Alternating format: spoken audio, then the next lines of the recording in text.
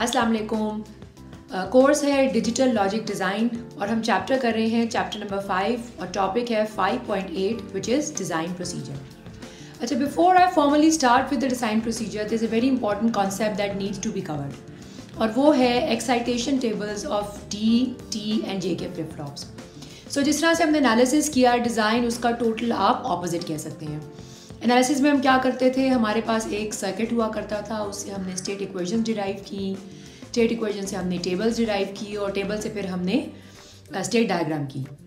Design procedure totally opposite होता है, जिसमें कि आपके पास या तो कॉन्सेप्ट दिया होता है in the form of a sentence या फिर आपको स्टेट डायग्राम दी जाती है।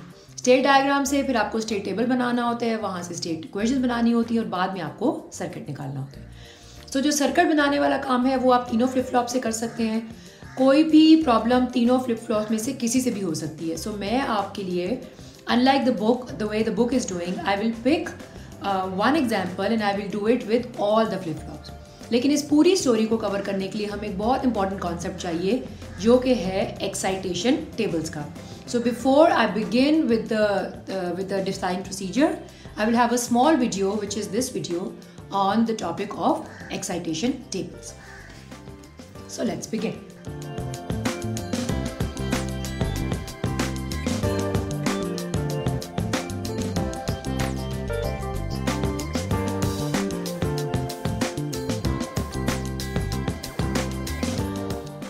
आपके सामने मैंने बनाए हैं दो कैरेक्टरिस्टिक टेबल्स, राइट, जो कि डिफाइन करते हैं, एक डी फ्लिप फ्लॉप को डिफाइन करता है और एक टी फ्लिप फ्लॉप को डिफाइन करता है। यानी कि जब डी की वैल्यू 0 है तो आपके फ्लिप फ्लॉप की वैल्यू 0 है, जब डी की वैल्यू 1 है तो आपके फ्लिप फ्लॉप की वैल्यू भी 1 है। टी में क्या है, टी की वैल्यू डिसाइड करती है कि आपके आउटपुट पे क्या है। जब टी की वैल्यू 0 है तो आपका आउटपुट जो है वो वही होगा जो कि पिछला आउटपुट है, which is going to be no change. और अगर टी की वैल्यू 1 है तो इसका मतलब है उसने उसका कॉम्प्लीमेंट लेना है पिछली वैल्यू को। अगर आप देखें हमने जितने भी कैरेक्टरिस्टिक टेबल्स किए उसमें there was a relation between the value of the input of the flip flop and output. So एक डी है या टी है और हमें आउटपुट में क्या मिल रहा है, ए टी प्लस 1। ये हमारे कौन से टेबल्स थे, ये हमारे थे कैरेक्टरिस्टिक टेबल्स। अगर मुझे डिज़ाइन प्रोसीजर करना हो तो डिज़ाइन प्रोसीजर में हमें रिवर्स ऑर्डर में चलना पड़ता है, रिवर्स इंजीनियरिंग भी आप कह सकते हैं, हमें उसमें करनी पड़ती है। So we need different type of table and that table is known as excitation table. Excitation table क्या कहता है, एक्साइटेशन टेबल कहता है कि अगर आपकी ये प्रीवियस आउटपुट हो और ये आपकी न्यू आउटपुट हो और ये दोनों आपको पता हो तो फिर आपके फ्लिप फ्लॉप की इनपुट की वैल्यू क्या होगी। सो आपको पता है अगर ये 2 कॉम्बिनेशन हो सकते हैं, 4 कॉम्बिनेशन हो सकते हैं। इसको सबस्क्रिप्ट दे देते हैं क्योंकि हम ए फ्लिप फ्लॉप की फॉर एग्जांपल बात करें। सो अगर पिछली इनपुट और अगली आउटपुट दोनों 0 हैं, पिछली आउटपुट और अगली आउटपुट या जो पिछली इनपुट बन रही है, अगर ये दोनों 0 हैं तो इसमें डी की वैल्यू क्या हो सकती है। अगर पहले 0 थी और 1 थी तो फिर डी की वैल्यू क्या हो सकती है, एंड सो ऑन। सो आपने इसको सारा एनालाइज करके बताना है। अब अगर आप देखें तो हमें पता है D A is always equal to D, A T plus 1 was always equal to D A. हमें पहले पता है क्योंकि वो ट्रांसपेरेंट थी, जो भी डी की वैल्यू हुआ करती थी वही ए टी प्लस 1 की वैल्यू हुआ करती थी। सो अब हम क्या ये इन्फर कर सकते हैं कि जो भी वैल्यू डी की थी वही वैल्यू ए टी प्लस 1 की थी, जो भी वैल्यू डी थी वो ए टी प्लस 1 की थी। सो इसका मतलब है मैं बगैर ज़्यादा सोचे, without thinking much, I can just simply plug in the value of D,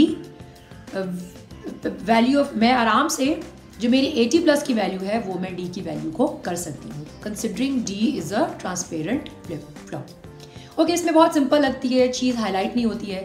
मैं आपके लिए T फ्लिप फ्लॉप के लिए यही काम करती हूँ। सो अगर T में ये वैल्यू हो, मैं अलग से बना लेती हूँ,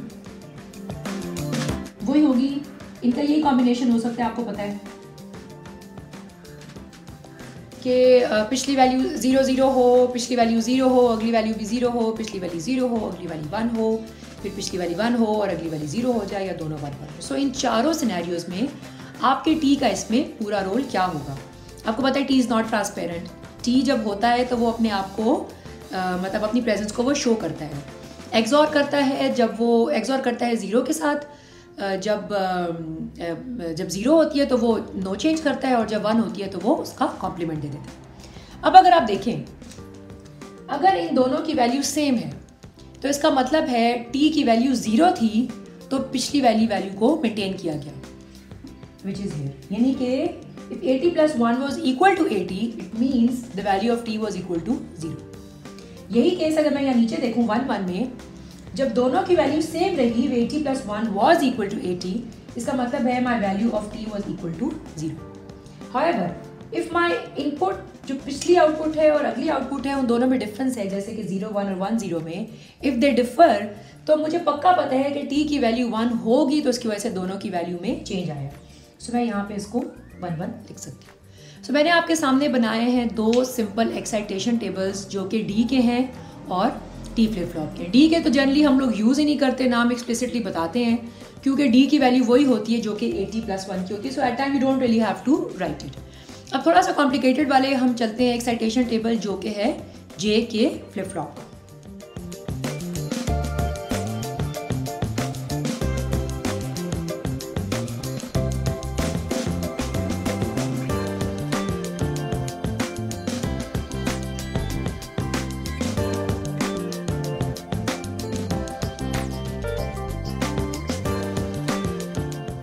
मैंने आपके लिए लेफ्ट साइड पे रखा हुआ है कैरेक्टरिस्टिक टेबल ऑफ जे के और राइट साइड पे मैंने पार्टली बनाया है एक्साइटेशन टेबल ऑफ जे के।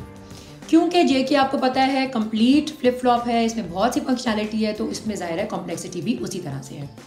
और सबसे बड़ी बात कि इसकी दो इनपुट्स होती हैं जे और के, तो इनके लिए फिर हमारी कॉम्बिनेशन ज़्यादा हो जाते हैं। ओके, सो अगर मैं देखूँ, अब हमने कैरेक्टरिस्टिक टेबल से अपना एक्साइटेशन टेबल डिराइव करना। अगर आप देखें पिछली वैल्यू भी 0 थी, अब भी वैल्यू 0 है, तो इसका मतलब है दो चीज़ें हो सकती हैं जे के कॉन्टेक्स्ट में। या तो ये कि ये वाली सिचुएशन थी, पिछली वैल्यू ही अगली वैल्यू बन गई, पिछली वैल्यू 0 थी अगली वैल्यू 0 बन गई। या ये हो सकता है कि हमारा रीसेट का फिनोमिनन हो कि हमारा पिछली value no matter what the previous value was, the new value is reset to 0। तो इसका मतलब इन दोनों कॉम्बिनेशन को हम उठा सकते हैं जिन दोनों में जे की वैल्यू 0 है और के 0 भी हो सकता है और 1 भी हो सकता है। तो क्या मैं यहाँ पे 0 और डोंट केयर डाल सकती हूँ? इसका मतलब यह है कि अगर मेरे 80 और 80 + 1 दोनों की वैल्यू 0 थी, इसका मतलब है I am surely certain that my value of J is 0 while my value of k could be 0 or 1, I'm okay with both.